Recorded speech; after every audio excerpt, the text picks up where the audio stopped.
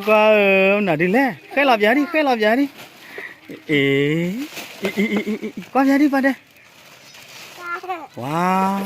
ở đó đi vào đây thử đó thôi thử đó thôi ê qua nào đi lẹ qua nè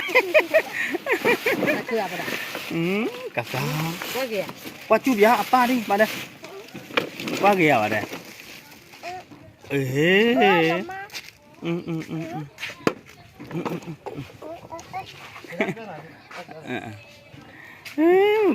qua kìa đổ bia đi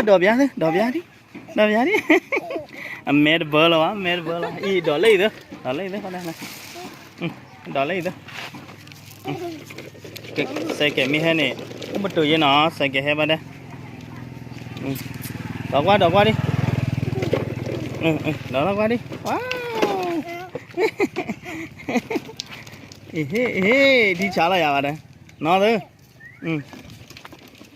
lò đi apa bự tảo à